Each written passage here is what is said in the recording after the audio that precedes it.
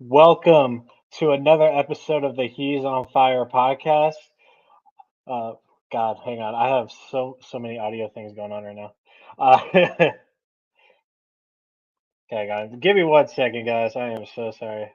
I have ESPN going off. Oh, Jesus. Okay, sorry about that. Welcome to another episode of the He's on Fire podcast. I am one of your hosts tonight, Jay Boldy. You can find me on Twitter at that handle. Let's just go ahead and just dive into the game and stuff by bringing in Amit. Amit, how you doing, man? You're muted.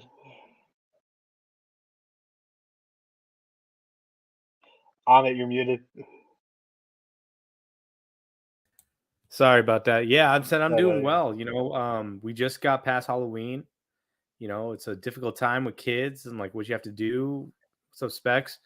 Um, but yeah, I mean, as far as like my team relationships are going, Suns fantastic, Cardinals not so good. But we're not going to talk about that tonight. We're going to talk about the Suns. Yeah, like the Cardinals are a shit show right now. They didn't make any moves at the trade deadline besides signing that another linebacker. Yeah, we need Uh, more. We need like 15, dude. You can play 50. yeah, Did you know obviously we need you can more play 15 in linebackers, a man. game? Yeah, you can play 15 in the same game. It's a law. Yeah, we'll get you back on specs. We haven't done a show in a hot minute since the Dallas game, so we'll get you back on for more Suns content. We love having you on. But Yeah. yeah, like let's just dive into everything. But first, it's been a month, man. Father time. Like, what's been going on in your side of things? Halloween just happened. Like, what were your kids dressed like? Yeah, just lay I it mean, on me, man. yeah, so I'll tell you. So, like Halloween, when you have kids, when they start getting older, it's like multiple events. So their school has events, so you have to go to Like those a trick events, or and they're treat. fundraisers. There's fundraisers for their schools. Um, but yeah, so my daughter was a little butterfly. We actually put her in a dog costume. It's like one of those like wraparound ones. So she's like a little butterfly. My wife was a Right. butterfly. So my wife bought me a cape, and like everyone thought I was gonna be like a vampire, and I was like, no, I'm not putting makeup on. I'm doing what I know, and what I know is Seinfeld. And if you guys watch Seinfeld, there's a character called the Caped Lawyer, which is Larry David as Frank Costanza's lawyer. I went as that. Nobody knew who I was. Everyone's like, "Oh, you're what's the guy from Minions, the mad scientist dude?" Oh, Um, Aria. no, the mad scientist guy. Oh, are you talking about What's like his the name? Nefario, Doctor Nefario. yeah Everyone thought I yeah was Doctor Nefarious? Nefario, and I'm like, bro, I'm not Doctor Nefario. He doesn't wear a cape. But nobody, I mean, it was it was one of those. I did it because I was like, if somebody can identify this will make my life. You know what I mean? If someone's like, Yeah. oh, you're Larry David from that one episode in Seinfeld where he wore a cape to be the cape lawyer for Frank Costanza, that would be wild. No one could guess that. It was a fail, but either way, we had a good night. Way too much candy, bro. Like people are going Mhm. crazy on the candy, handing out king size bars. Oh man, you're in that neighborhood? Shit. Yeah, yeah, man. Yeah, like on my end, things have been good. Life is life, and my daughter, she went as Boo for Monsters Inc. Oh, there you Uh, go. so, yeah, but she made no attempt to walk around. So, good thing we brought the wagon. We had to go to a different neighborhood because our neighborhood is really lame. It's really quiet. So, we Yeah, only went like drove a couple minutes, and the neighborhood was popping. Just about everybody was in their driveway with like all their decorations and stuff. It was really cool, and a lot of unique costumes. My favorite one is the alien holding like the boy and yeah, stuff. Yeah, that one's so funny. I just want to get that for me. But yeah.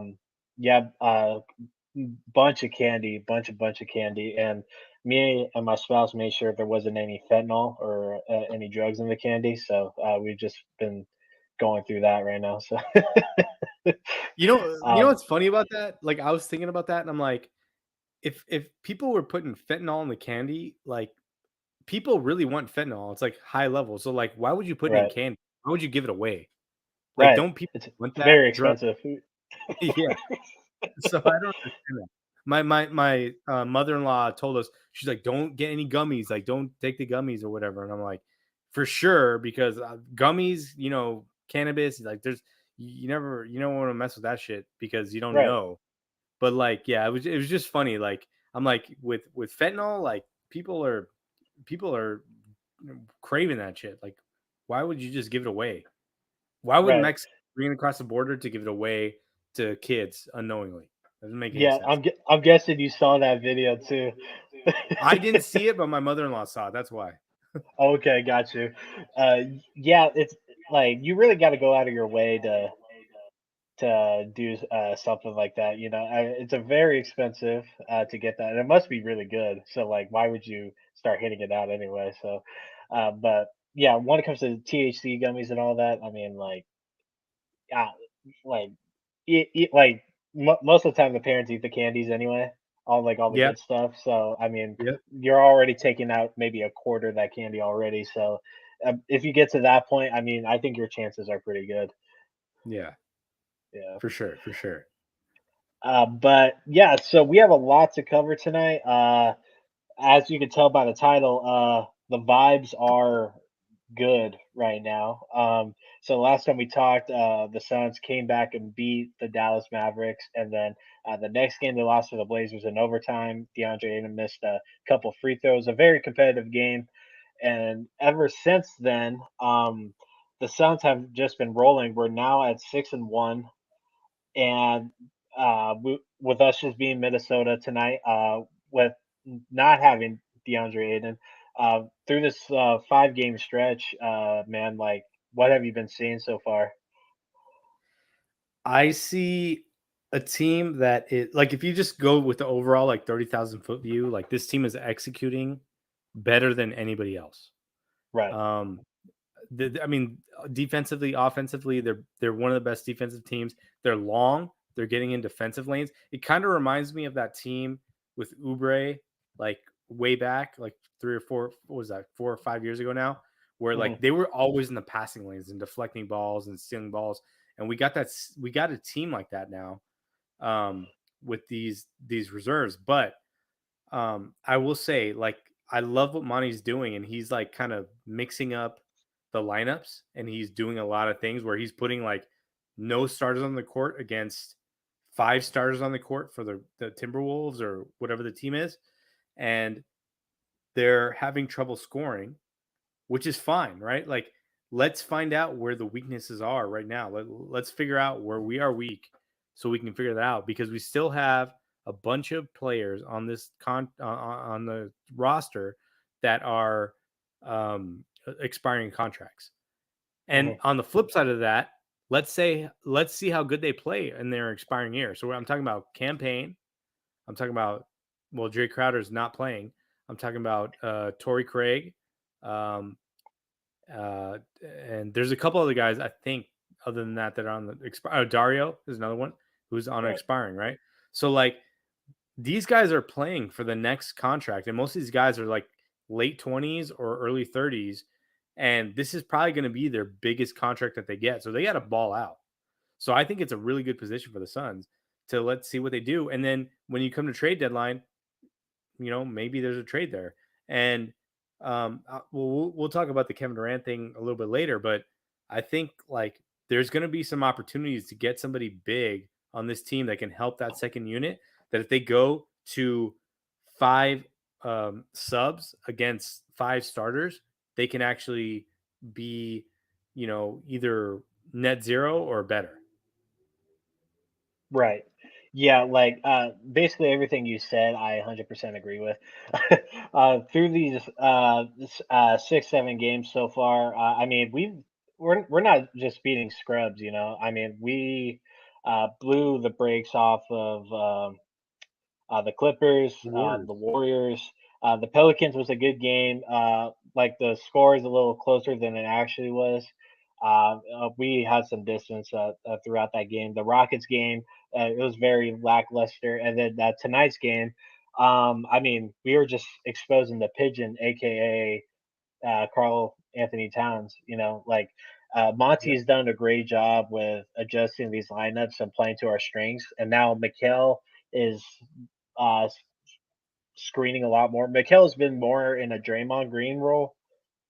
Like or recently, he's doing a little more facilitating.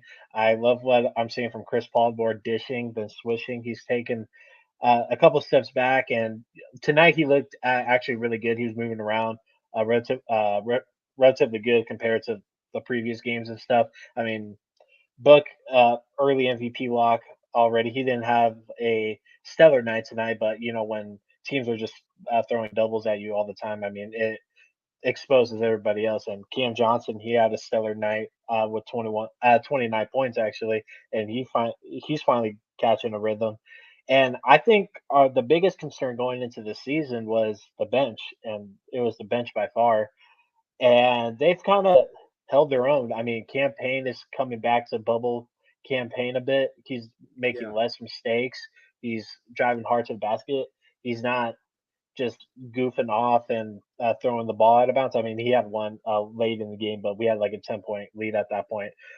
Jacques has been a stellar backup for us. Very aggressive on the boards, and he spaces the floor really nicely.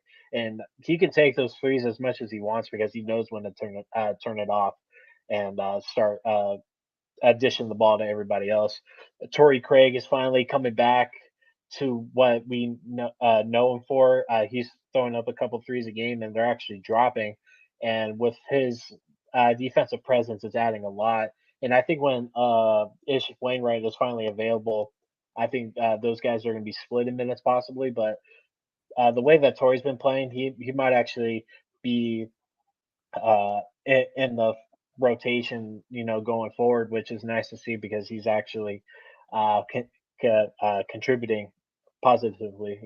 Just about everybody's in the plus minus for tonight's game, and Campaign has one of the highest in the league among bench players. So everything's kind of banging on all cylinders. But the biggest question right now is Chris Paul and to see if he bounces back or not. But I do want to address about the stuff with the expiring contracts. Do you miss Jay Crowder at all? No, no, and Yeah, that's actually I'm glad you brought that up because I feel like this team is better without him. Um, it feels that way. It right? feels that Like I way. mean, like because the difference is campaign. So I think there's two things to be said. When you put Jay Crowder out there, he's gonna bang with like a big four, like a Jeremy Grant or one of those types of players where he's gonna battle with that guy. Uh-huh. And campaign to this point of the season has got injured a couple times, right? Battling with those guys. So I think, and I know other podcasters, Suns podcasters have said this, but I had this thought too. Like, there's got to be a point where we don't have like a consistent starting lineup, and maybe we put TC in there, Torrey Craig, just to be the guy to battle with that guy to get the two fouls to start off the game, right? Um, Hmm. because just can't. I just don't want Cam to get hurt, and he takes a lot of risk. He takes those crazy he flies in on the fast break to get those or he tries to get those posterizing dunks, um, or like he'll get tripped on a three. Like I, I'm worried about campaign in that scenario where he's just not as physical as these guys are. But I will say at this point in the season, he is rebounding at the same clip that Crowder has, and he's providing way more offense than Crowder did previous to that, right? Hmm. What's going on, Westville?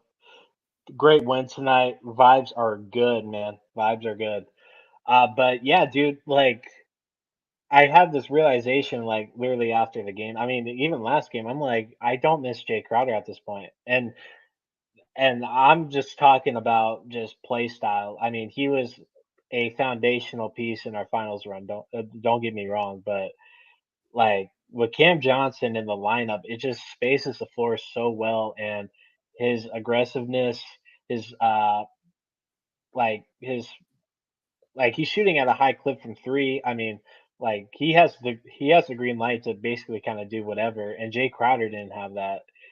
And I'm not worried about what Cam Johnson can put on the floor for us because I think he can expose a lot of defenses, especially like Minnesota, like tonight. Like Cat can play defense for squat around the perimeter. Like, what is he gonna do? And Well, I mean, then the Suns made the point at the second half, starting the second half, they're like, "We're getting Cam the ball," and he put right, up what he got 8 points like in like a minute, right? yeah, Like he was just they were like, "You are not going to play two bigs against this group," and I don't know if they made changes. I can't remember if they made roster moves or whatever or lineup changes, but they like Cam was exposing them big time. hmm and that's what Cam brings. Like you and I early last season, we said that we want to see Cam Johnson in the lineup, and that wasn't a indictment against Jay. It shows Cam Johnson just has a little deeper bag that I think this team needs. I think the offense really offsets the defense, the defensive prowess, that Jay was bringing. We were looking for more shot creators for this team, and Cam Johnson's just been there. And I think Tyler Hero is going through the same exact thing right now. And like now we incorporated Cam Johnson in this lineup, and look, we're 7 games in. He's played 33 minutes tonight. He was 10 for 17 from the field, 7 to 11 from three. Like Jay wasn't doing that. No, And defensive he rebounds couldn't two, assists three, like if steals it three, block one. Jay's not doing that, and then Cam is besides all the other things that Cam brings, but like that 7 for 11, the variation of that is to like maybe like 4 of 11 or 5 of 11 for him. Uh huh. But for Jay Crowder, it's like it can be like 1 for 11. Right. And like not like I will miss Jay when we trade him. Don't get me wrong, but Cam Johnson in this lineup just spaces so much, and you can just tell just how this offense operates right now, and that's with also changes that Monty has incorporated. Now Book doesn't look so like deer in headlights when a double team comes at him. He can actually pass out of it now, and he's been doing that a lot. Yeah. Book's been driving more. Chris Paul is taking a step back. He's just facilitating.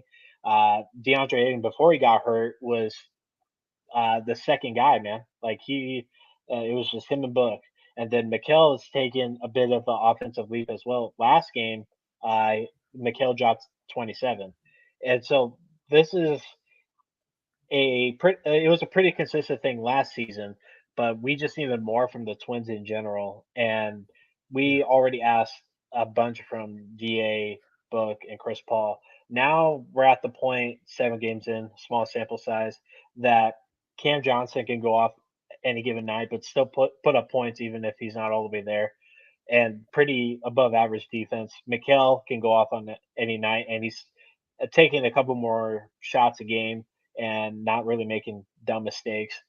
And Book is booking. DeAndre Ayton, before he got hurt, was playing, was coming out into this season, probably his best start of his career.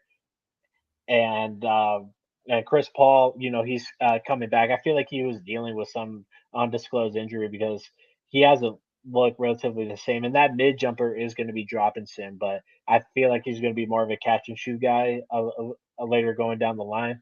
But as of for the starting five, I couldn't be more happier. It's kind of shutting up a lot of people right now, but regular season wins don't mean a lick. Obviously, we learned that last season, but for the amount of people that kind of wrote us off and had the Clippers, the Nuggets, and all these other teams ahead of the Suns. I saw a TikTok that someone put the Suns record at 41-41, and we were just gonna get bounced and shit. And a lot of people were agreeing with that, and it's brain dead thinking. So, so like to come out this way, beating the teams that we did, making some of these teams look silly that had high expectations going into this season.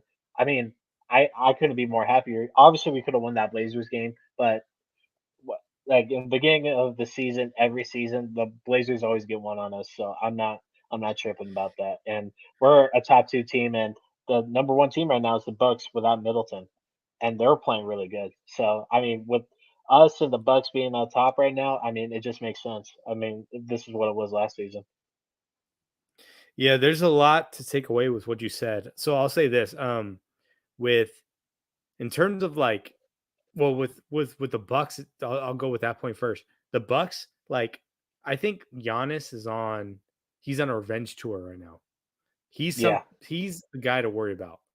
And that team is something to worry about. Because like we forget that this guy is the freak. The freak. Like this guy can do anything anywhere. It really honestly comes down to if the refs are going to call the fouls or not, or the call the traveling or whatever, right? Like otherwise he's going to get away with everything. Um, so yeah, like I'm like the three teams that I set my litmus test to are the Sun, the Bucks, the the Celtics, and the Warriors. And we already spanked the Warriors, but we don't know what that team's going to look like. They don't look good right now. They lost tonight.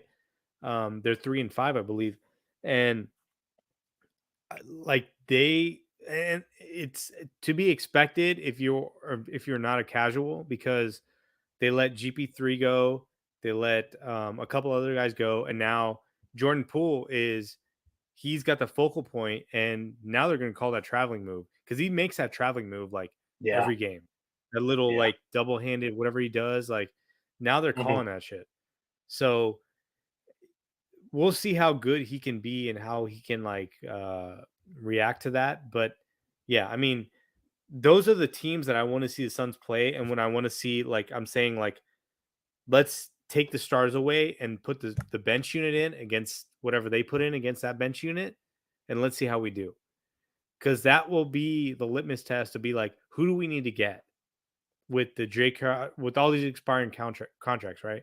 Like, I mean, I like Landry, but he's expiring. I mean, there's a few guys that we can include in a deal to get somebody big, like a Bradley Beal, or I mean, that's another discussion we can have. But there's like players out there, Eric Gordon, which we all wanted like 2 years ago. Um, but I yeah, that What's up, like coach? when it comes to like the team itself, I'm like, so I'm reading this book called Atomic Habits, and it talks about how you build like positive habits or how you remove negative habits. And one of the things in the book, actually in the introduction, it goes, if you're like, say you're playing a basketball game or you're in a championship situation, a team situation, the team that loses and the team that wins has the same objective, right? They're both trying to win.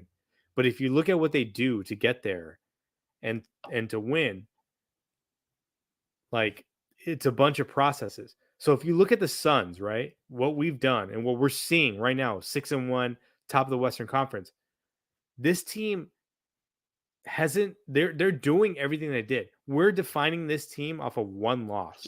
And it changed my perspective because I'm like, we shouldn't be defining this team off of one loss where there was COVID, where there was injuries, where there was a bunch of other stuff going on, right? We Mm. can't define this team from last year off that one loss. And that's what we did. Remember, I came on here and I said, this is like Game of Thrones season 8. Like this just ruined everything. But it isn't. The That's sun not the was upside case. down. Yeah.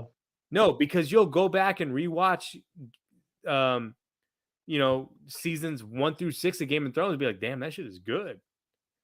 It wasn't like what happened up until that point that made you have the expectation that they were bad.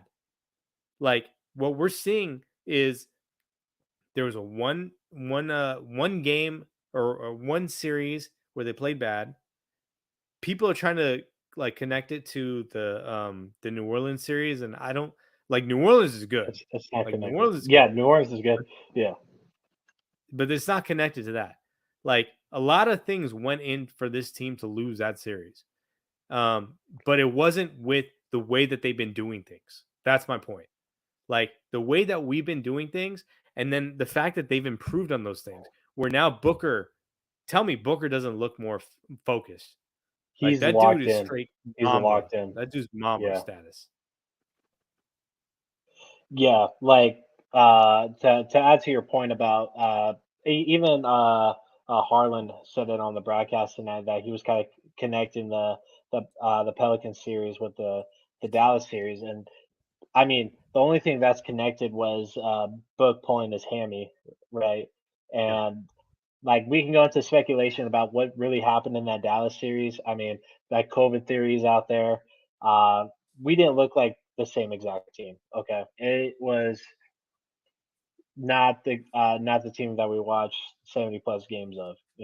So but this team so far, 7 games in, looks really good on the defensive standpoint, from an offensive standpoint, especially.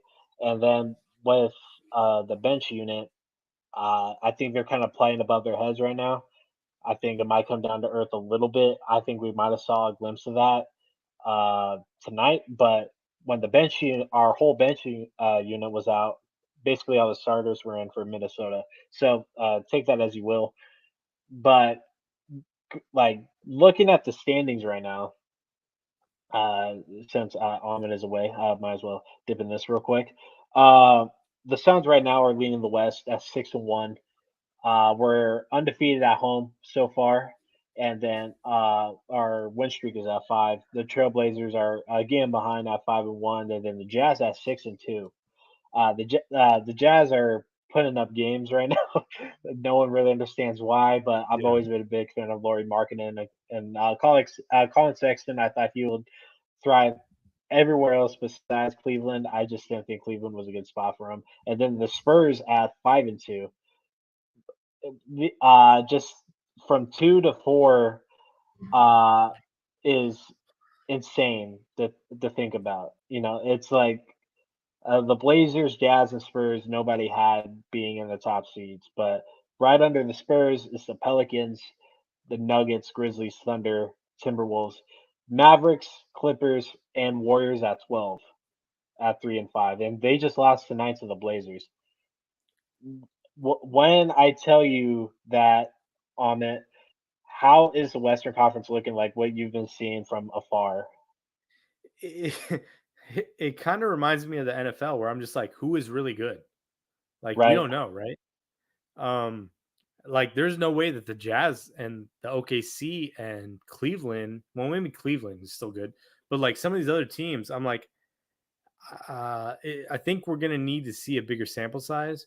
I think the Warriors are gonna be better. I think the Clippers are gonna be better depending on Kawhi's health. I think the Lakers should be better, but maybe they are the worst team in the league. I don't know. I Hmm. have no idea. It's too hard to tell. It's too early. Yeah, like the Lakers have been pretty pretty bad. I mean, They've like all of us kind of expected it, like considering the circumstance. I mean, no outside shooting presence. There's best shooter on the team is Patrick Beverly, and that's just a recipe for disaster. Yeah. Yeah, so let's just go through the standings right now, of everything that's going on. Yeah, like I said, from 2 to 4, no one had this going on right now, but the Pellies at 5, Nuggets at 6, and just about everybody's underperforming. I mean, the Wolves have already played the Spurs 3 times, and they lost 2 of them. They lost tonight, and I forget the other team that they went against. The Mavericks at 3-3. Uh, the Mavericks got worse. I mean, they don't have Brunson anymore, and it just seems like they kind of built that team to make Luca look like goddamn Superman. But I mean, 3-3. I mean, it like Luca might go on the Jokic run of like getting success while being mediocre, but No, we'll but no, see no, that but down the line. I hear what you're saying, but like at least like the Denver teams were like formidable somewhat, even if they didn't have Right. Jamal Murray. Like you can bounce this Mavericks teams in the first round. Like and this is a cautionary tale to anybody that votes for MVP. We're not media credentialed. We're just some bloggers, I guess, blog boys. We're not really like podcasts according to some Warriors podcast people. But like we remember what we saw with Russell Westbrook when he won MVP. Everyone was like, "Oh my god, this guy got triple double, average it for a season, average it for like 2 or 3 seasons." But when you go back and peel it apart, nobody wanted to play with him. He was like hunting rebounds, taking them away on free throw opportunities from his teammates. He could never really shoot the ball. His athleticism has declined to a point where we're like, wow, and he never got better at shooting. So Right. like Luka, if you want to give him the MVP this year, regardless of what his standings are, if he averages like 40 points a game, then you can go fuck yourself. Like, come on, man. That's not real. And I'm not saying you should give it to Book, because games like tonight is where like you put the case People against are Book, gonna lie. where you're like, Right. Yeah. you see Cam, or even the game before where you see Mikhail go off. Like Cam goes off, Mikhail goes off. Like that's the whole point. We want 5 solid guys that can just wreck you any game. Mhm. That's what we're looking for. At least as me, as a Suns fan trying to win a championship, I want to see 5 guys that can wreck you anytime. Exactly. Yeah. 100% on board. Yes, I would love for Booker to win MVP and Finals MVP, but I think I'd rather take the Finals MVP. So Yes, 100%, 1000%. 1000%. But yeah, so the Timberwolves, Mavericks, Clippers, and Warriors, as of right now, are out of playoff contention. I mean, with the play-in and stuff, whatever. Yeah, the Warriors are starting off really slow. Lakers, one of the worst teams in basketball. I think the Clips are the biggest surprise right now. I mean, Kawhi's not playing. He's only played 2 games, and each one was about 20 minutes. And I mean, they just look discombobulated right now. Like, have you caught any Clippers games besides the one you went to? Yes. Like, how was that? Well, I watched it, and like there was points where I was like, "Oh, Kawhi's playing actually in this game." I couldn't see him. I thought he was like one of these other scrubs that they have. Not that they're scrubs, but I mean, they're interchangeable parts on their team. But I just think like the Clippers have too many ball handlers if they have their entire group together. So that's a problem. And then when I watch them, I just think they don't have continuity like these other teams do. So Hmm.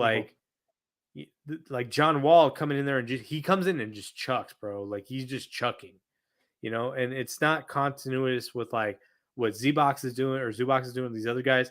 So I I, I I've always been skeptical of the Clippers, always, Always. ever, for like the entire time I've known them, and even with this group, and then Paul George, if he has to put the team on his back, he's gonna get hurt. He always gets hurt. Hmm. So what happens at that point? You know what I mean? And then yeah, they have a lot of wings, but they don't have a lot of. I mean, is Marcus Morris your best player? Like, what are we saying? Yeah. Like, with the addition of Joe Wall And to the he was bench, and just to go back, he was the best player against the Suns, and the Suns beat them by 17. And they right. had Kawhi and Paul George in that game, and Marcus Morris was their best player. That guy Hmm. really hates the Suns, bro. He really I know freaking he hates the always Suns. goes off against us, dude. Dude is like the Patrick Peterson of like the Suns world, man. Like, Oh but God, Marcus Morris actually does something. Um, but yeah, like the Clips, like I've always been skeptical. I mean, what Kawhi has done, I mean, he has a weird resume, but well, what he's done, I mean, phenomenal. But if he's not playing, then what good is he? Like if his knee's still lingering, then just say it. And be like, oh, he's not ready.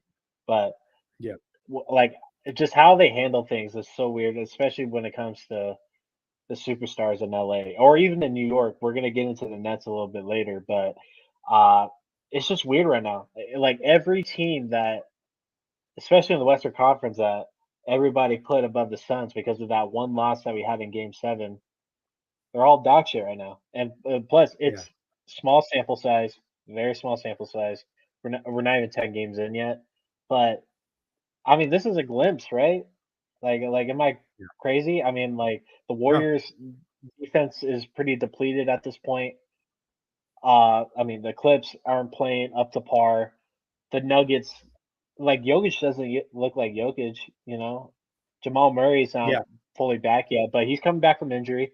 Like I'm a big Jamal Murray guy, but like I feel like there's a lot of weight on Jamal Murray's shoulders and MPJ's unfairly, my add, because there's a lot of expectation that he's supposed to be the third guy, but he's been dealing with back stuff and nothing that we've seen would I would say personally that MPJ should be the third option. So I mean, just about every team in the West that had high expectations is under delivering, but the Suns yet again are on top of the leaderboards.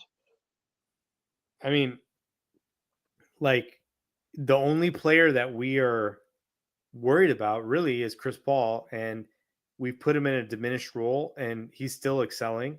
He's not shooting great, but he's ripping steals like crazy. Right. He had 27 assists without a turnover before a stupid like he got called for holding the ball, and then I see literally the next play down, Carl Anthony Towns has a ball up here, and Hmm. they didn't call that for carrying. So I Yeah. mean, it's all like Chris Paul is I mean, he's a point guard, bro. Like I would never say that. Nash is like my all-time favorite, and I'm watching Chris Paul as a Suns fan analyzing his game, and I'm like, he's a point guard. He is the god. Like he does He so like many things in the pick and roll, the little fake passes, the little oh, double flip to the corner. Like these are things that if you watch basketball, it's like you can watch LeBron and some of those guys that make passes. Like these aren't like normal passes. They don't happen. If you tried to do this in a pickup game, like it's out of bounds, 100%.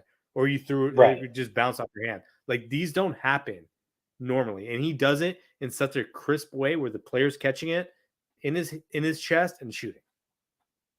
I mean, it's insane. Yeah.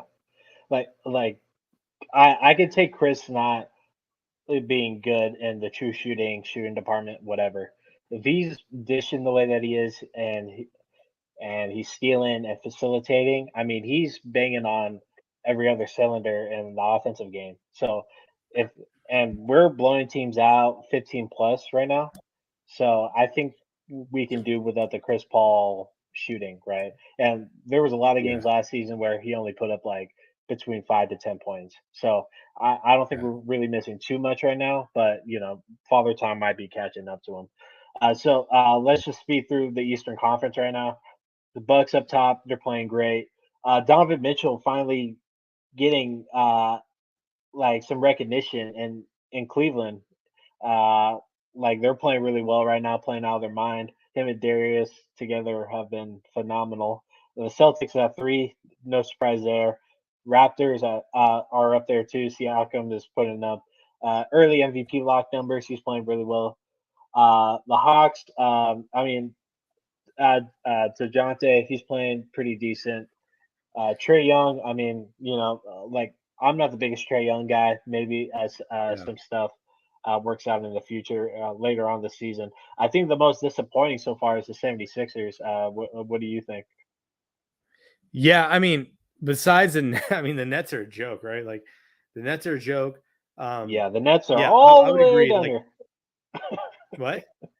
The Nets are all the way down here at Yeah, I 13. mean, yeah, 76ers. I mean, sup- I thought they'd be better than this, but um, you know, it really is like Harden. Like Harden is a problem with that team. Yeah, You know.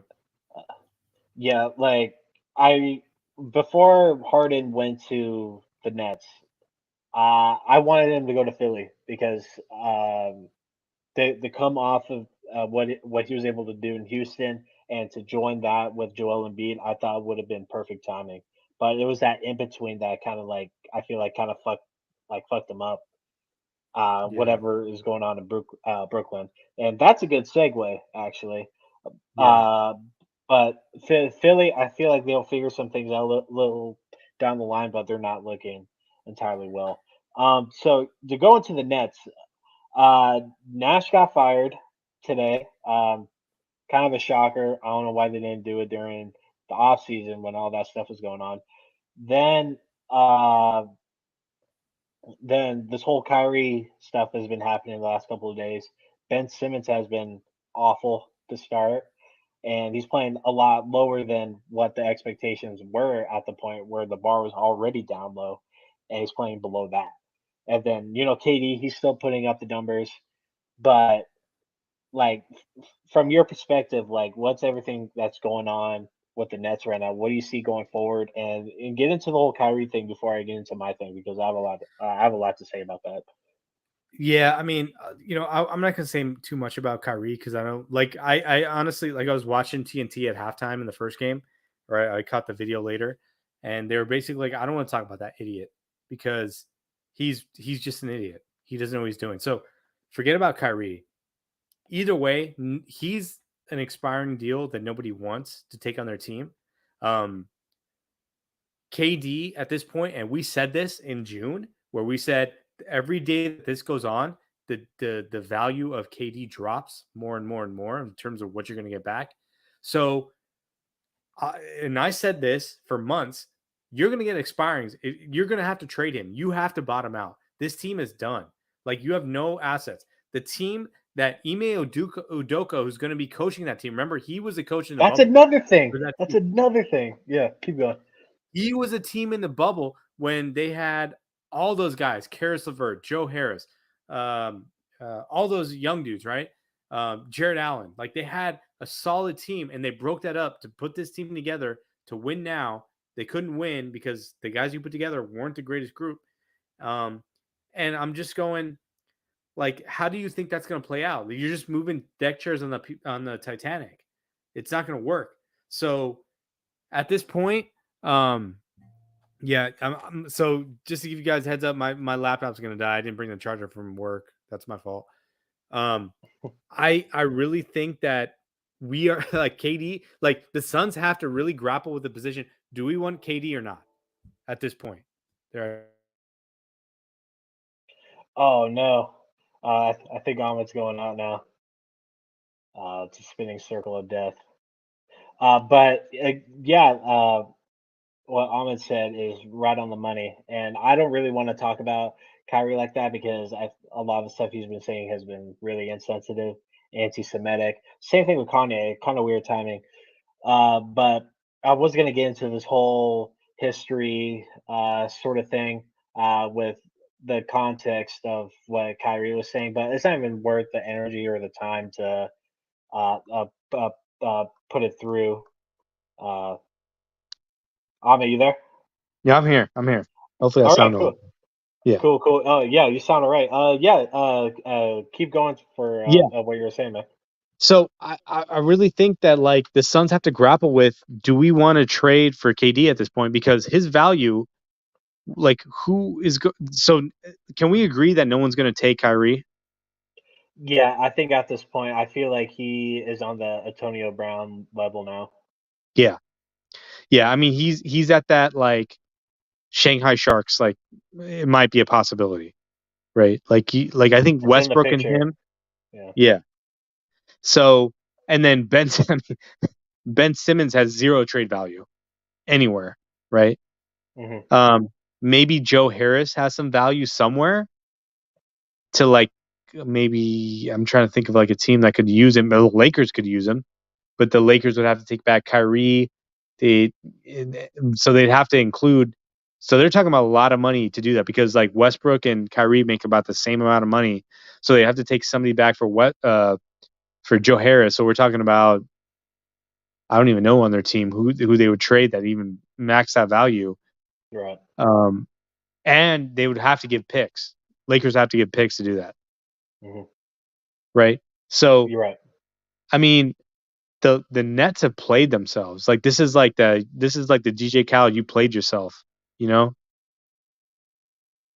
Yeah, and it all starts with, I mean, like even before Harden joined the team, but I'll just start from that point. It was the amount that they gave up for Harden and Yeah, stayed to Philly. Like yeah, they shot themselves in the foot for that shit. And all of us said at the time, and everybody else on NBA Twitter was like, "You gave up so much for Ben Simmons. He is not worth that." I don't even think LeBron is worth what they gave up at that point. So like looking at the landscape of the Nets right now, okay, KD is the only guy that's seems like there, right? I think he just made a commitment to Joe Tsai and not Sean Marks and Steve Nash. Like it was like, all right, I'll play out the year. Maybe things will change. I know the timeline just has not worked for the Nets, but they fucked themselves with that whole Ben Simmons shit. They're not putting solid pieces around them, wasting everybody's time, and just feeding into nonsense. And for Harden to leave for the way that he did, the fashion, and then with Kyrie doing regular Kyrie shit, like minus the flat Earth, minus the COVID thing, which really fucked up their season last year, yep, and then to add this on top is like KD, I know KD at this point knows that Kyrie is damaging his career right now. From both standpoints, like Kyrie's affecting so many people uh around him, and he just doesn't realize it. And I'm so glad those people on the bench, like that were sitting sideline, wore those shirts and made them look like dumb as hell. And that picture is gonna last thousands of years uh, past this because it just shows like how some people can be. Kyrie's one of the best talents I've ever seen in my life. He's one of my favorite players ever, and it just sucks how this character is just built on this guy. We've dealt with some crazy motherfuckers in this league. Okay, like we've dealt with Karl Malone. We've dealt with Dennis Rodman. I'm not comparing the two. I'm just saying these guys are out of box and stuff. Like what I can't take and like about this guy is that I feel like everybody's sort of realizing this now is the juice just isn't worth the squeeze at this point. The talent hmm is there, but it's gonna cost you. The dude wouldn't take a shot that was proven a million different ways that it's effective and like it's not gonna be harmful to you unless if you have this weird blood deformity, right? I mean, And I don't even care about that part. Like, because there was a lot of athletes that said that. I'm yeah, like, I'm seriously considering this guy's IQ when he's talking about flat Earth. right. Yeah, Like it that, started like there. yeah, it started Yeah, there, and I'm like, what are you doing, bro? Like, come on, like you have enough money to go in a spaceship and see the Earth in space. Like you, I mean, it's like it's the same. And I know you want to bring up Kanye. It's the same thing. These guys are they're making they're kind of like just relaying other people's like thought points, but they're calling themselves creative thinkers, but they're really not creative thinkers. Like they're just spewing other people's thoughts without even like validating the those thoughts with facts. right. 100%, 100%. And like Kanye and Kyrie are basically the same fucking person right now, Yeah, as far they as I'm are. concerned. They are. Like I'm a Kanye fan. I grew up listening to Kanye. I've always been able to separate the music from the character. I've never liked the Me too. character of Kanye. Me too. I can go Eh, back and listen to the life of Pablo and enjoy that without having exactly. to think about this guy. You Yeah. know, or Graduation or any of the albums, right? Like I love those albums. Those are like so core to like me growing up when I was in I was coming through college and then like in like early 20s, mid 20s, like those albums were in my car. 808s and Heartbreaks is my favorite Kanye album. Right. Yeah. Same. Me personally, it's Graduation. 808s was a very underrated, but very good as well. Yeah. But I've always been able to separate the art from the character, right? But it's gotten to the point with Kanye where I can't defend him anymore. I mean, he's trying around with Candace Owens out of all people, right? I'm not Yeah. going to get into a whole political thing about that. But then he gets on Tucker Carlson, and then all of a sudden is repping Why Lives Matter shirt, and he knows what he's doing at this point. No, And it's like either he's really fucking with everybody or he's serious about it or he's like right, mentally deranged. Like I both don't are know what to scary. think, right? And we know been off his bipolar meds for 2 years. So like all I can think is that at that point, like the mood disorders and all that stuff, because I have like some mild depression and some other things, and I'm like working on that on myself with a therapist and figuring out my medication and whatnot. But like the mood depressant stuff, like he's definitely manic. Like he's for sure manic. Hmm. And Yeah, like and like you can still like the music. Like, but I'll be honest, like Donda, I couldn't even listen to it because it was so much production. It was like after 3 songs, I was like, this is exhausting, bro. Like, what are you a doing? lot of It's too layers, much. a lot of layers. Yeah, Yeah, it was just too much. But like the good stuff, like My Dark Twisted Fantasy is amazing. 10 out of Like 10. fucking brilliant. But that comes from the fact that he has that, like, that's part of who he is, and he makes that music based on that. So it's different because, and same with Kyrie, like you can watch Kyrie and be like, yo, the dude can hoop. But there's a lot of other things to that, like what he says and how he acts, where you go, this dude is not a leader. He cannot lead a team to a championship. Yeah, Am I like wrong? no, you're right on the money. Like, yeah, and to segue to Kyrie, like like I said, one of my favorite players I've ever watched. Like, I went to a Suns game back in 2015. It was the Cavs versus the Suns. I saw LeBron and Kyrie for the first time, and they were phenomenal together. And watching Kyrie's game progress to this point, I mean, amazing. But like I said, the juice isn't worth the squeeze at this point. And like for the people that don't know, like I've done reports through school and stuff, and I'm kind of a history nut, and I've read the Bible front to back at least 3 or 4 times. I'm not a religious person, but I've been around religious people, not necessarily my family, but like just on the outskirts of stuff, and I like having conversations in dialect, and it's just kind of interesting how the world operates around religion and politics and all that. So the the quote he was citing, everyone was connecting it to Alex Jones. I'll get to that, but the quote that he was citing was based off a movie that was based off a book that was based off a fallacy standpoint back in the early 20s, late 30s. That that fallacy and that way of thinking with that book basically was the root of the rise of uh, Nazism in Germany and stuff. Yeah. And yeah, so right when I read that quote, I was like, "Fuck, dude! Like if you're citing it to break it down like this is nonsense, I mean, good on you." But he didn't do that, and he implied that he watched the whole film, and then he also implied that he read the book, which I don't think he did neither. Uh, Makes him look really arrogant and very dumb. Especially with, I mean, the whole anti-Semitism. I mean, like that's a conversation by itself. But getting to the whole Israelites stuff, I mean, it's a good story in the Testament and stuff. But like, let's not out struggle other struggling ethnic groups, right? Yes. The Yes. Jews have 100%. gone through it. Like Africans have gone through it. African Americans have gone through it. Like like this is why I hate like putting together religion and politics and all this stuff because things like this happen. And if Kyrie has his way of thinking, like the Africans are the disciple, I forget the actual wording, so don't quote me on it.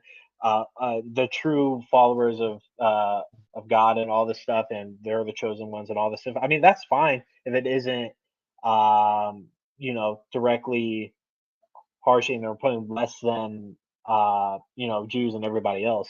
So like to have a way of thinking like you think you're chosen and all this stuff is fine, but if you're bashing and excluding other ethnic groups and races, I mean that like you've already crossed the line at that point, and that's what Kyrie did, and that's what Kanye did, and Yeah. Kanye thinks he has everything summed up.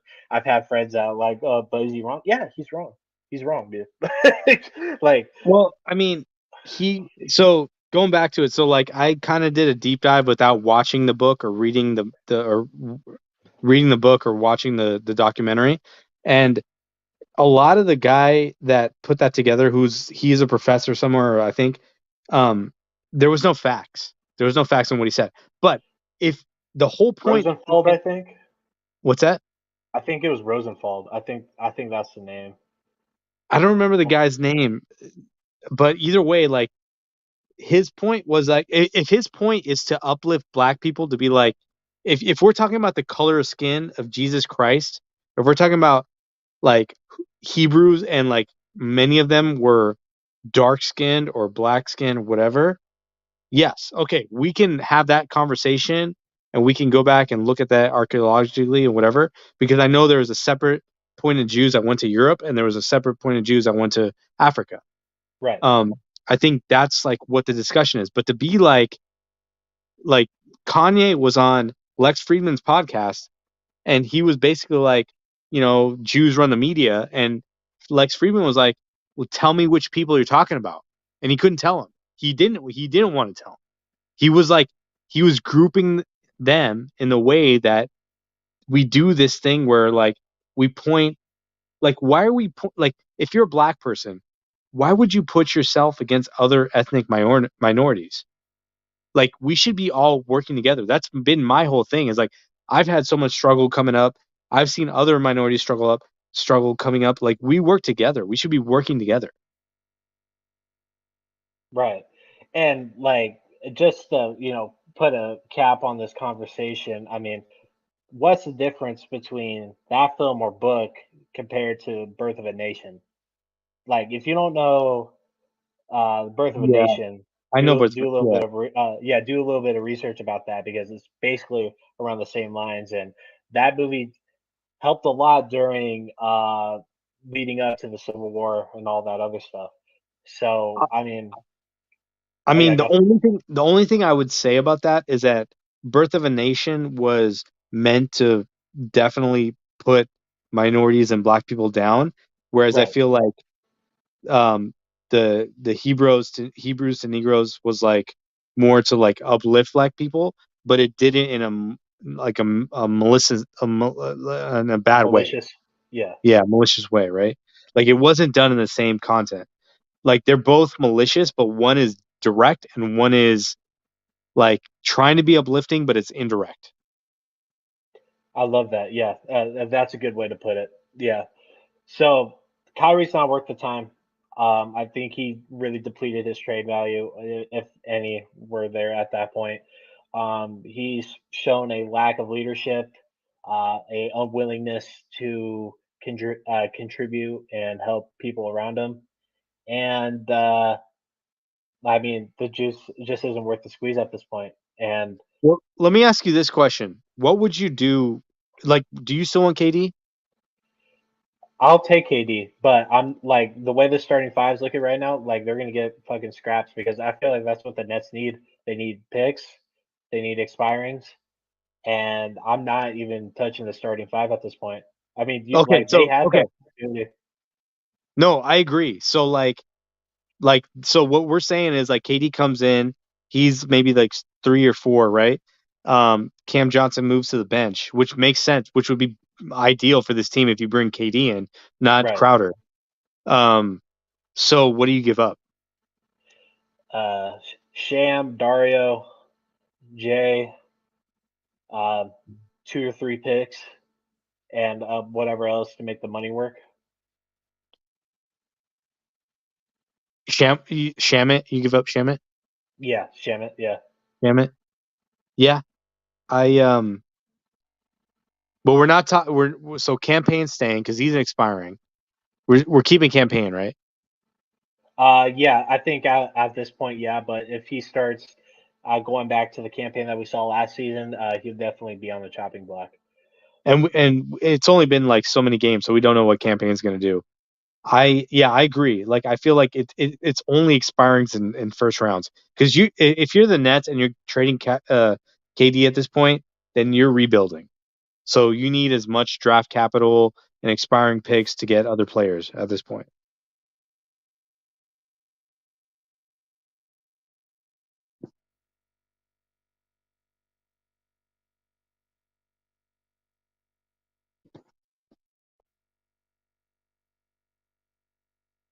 I lost you. Can you hear me?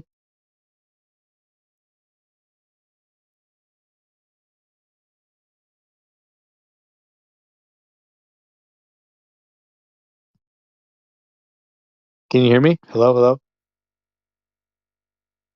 hello, JJ. Can you hear me? Maybe I lost volume.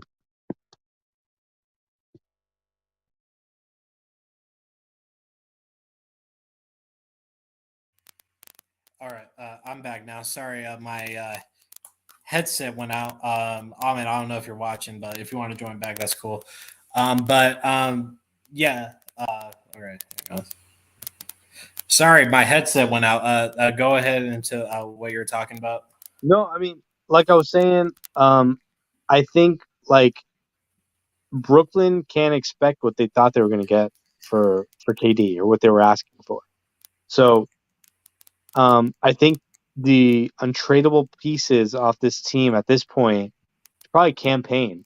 Everybody else is expendable, excluding the starting lineup and Cam Johnson, right? Right. Maybe even Torrey Craig, the way he's playing. Even though that's like a real small stretch where he's shooting, I think he's shooting like 45% from three, which is insane for him because the threes that he take are not even like good looks. But I wouldn't. Yeah, I mean, it's going to be like one of those things where else can KD go and win a championship? Like maybe, I mean, Warriors, but they'd have to give up Poole. But I don't even know if Poole's in the trade window at this point. Where else could KD go? Miami, maybe, if they want to do a win now, give up a few pieces. Milwaukee, Celtics, us. I mean, I don't think but the really Celtics it. would have. I don't think the Celtics have the assets because at this point, if we're going that low with the trade leverage, like they're not going to give up JB or Tatum at this point. So it's gonna. So how does that? How do they have three wings together? I mean, you could make it work for sure. You could make it work with three wings. Miami would have to give up Bam, but like nobody wants Tyler Hero. Nobody wants Duncan. Like those guys are not like potential like all-star players. Right. Yeah, like with Duncan Robinson, I mean, the Heat would have a good amount of leverage if he didn't have the contract that he does right now. So, Right. like, everything's up in the air. I feel like Phoenix is still the front runner. I mean, of course, like ESPN is going to go on and put all these other teams like, man, what if the Pelicans, like, they're not going to do that. So, like they can list all the teams that they want, but I truly think that it's going to be either Phoenix or Miami. And maybe Milwaukee's in that conversation, but I don't know if they have enough. They probably do. I haven't seen their contract situation, and you never hear about, what they can do to make it work. I mean, Milwaukee, I feel like they'd have because in order for that to fit together, like they'd have to move Middleton or Holiday. Yeah. Who would you move before we get out of here? For the Bucks or for the Suns? Both, if you want to get into that. Yeah, I mean, for the Bucks, like 100%, I'd move Middleton for KD. I think like that would. I mean, it's KD, bro. Like, what are we talking about? Like, I know Middleton's really good on both sides of the court, but the guy, he's not always there every game. But when he is, like, I mean, we saw it in the finals. We saw it during that run. Like, he's really freaking good. Drew Holiday is a defensive mastermind, and he Mhm. can show you offensive, spurts. If you replace him, maybe that works too. But then you have Middleton and Giannis, and you're playing 5 out. I don't know. I don't know if it works. For the Suns, I mean, it's expiring. Like, take the pick. You're not getting Cam. You're not getting Campaign. You're not getting any of the starters. You're getting first-round picks, maybe some second-round picks. But we have a lot of expirings that make it work. And I feel like that's what the Nets need, man. Like, they need to get off of Ben Simmons. They need to get rid of the dumpster fire of Kyrie. And they got to stop wasting Katie's time. Yeah. And Sean Marks, he's had to deal with a lot with this team, dude.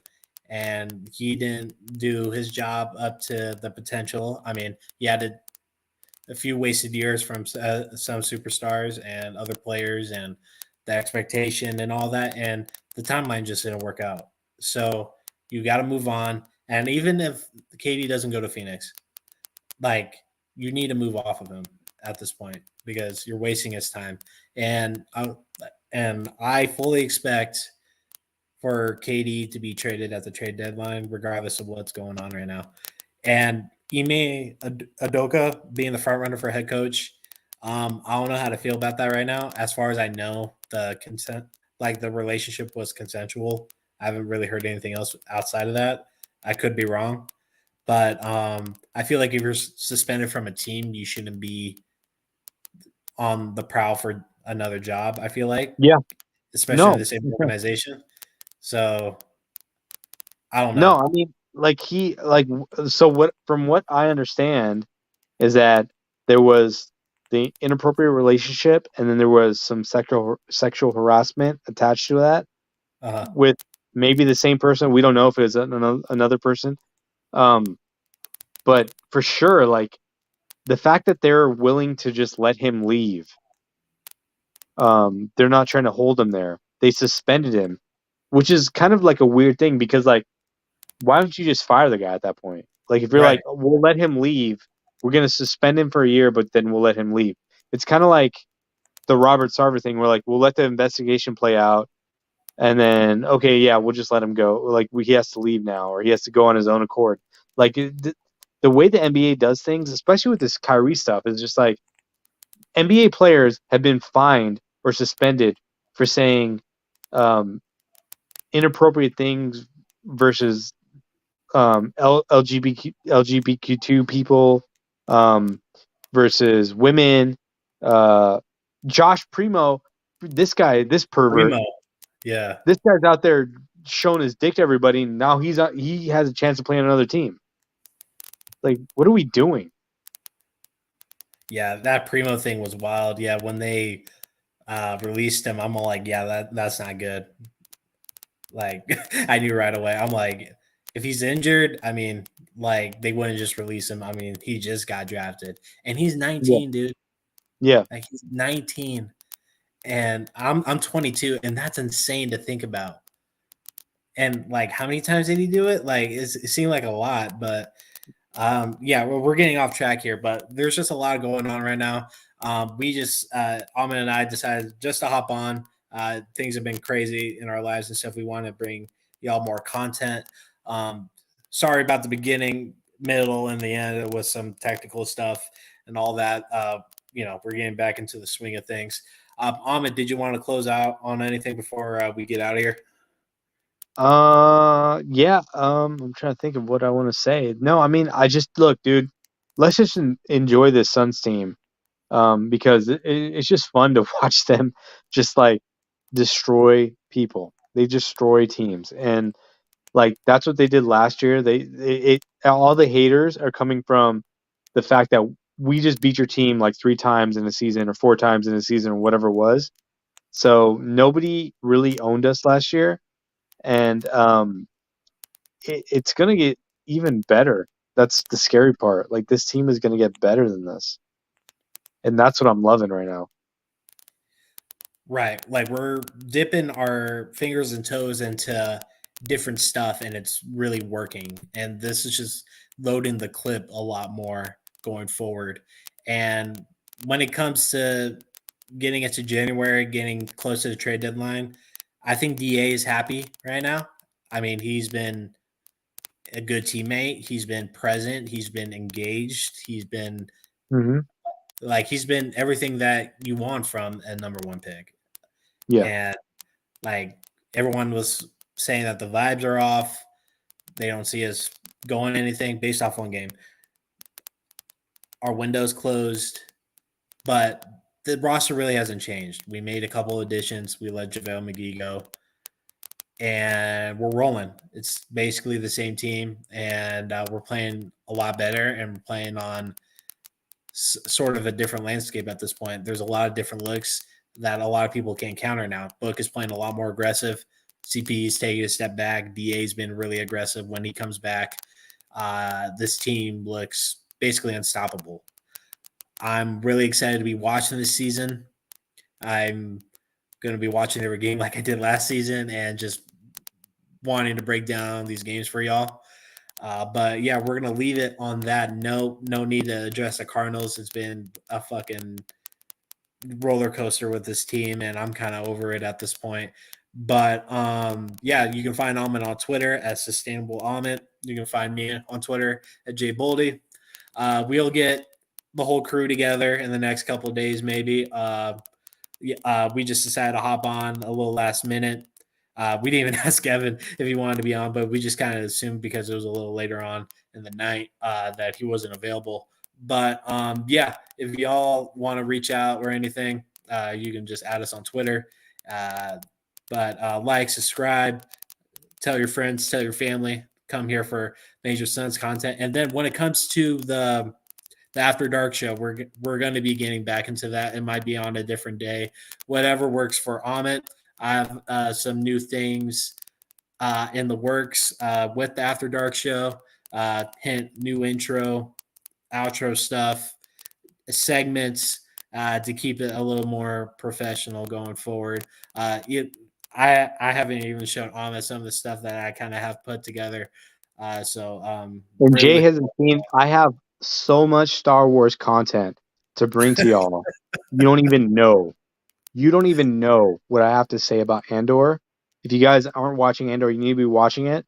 And if you aren't watching like the rest of the stuff that ties to it, Clone Wars, Rebels, um, Mandalorian, there's going to be a lot of stuff that I got to say. nice, Ton of stuff.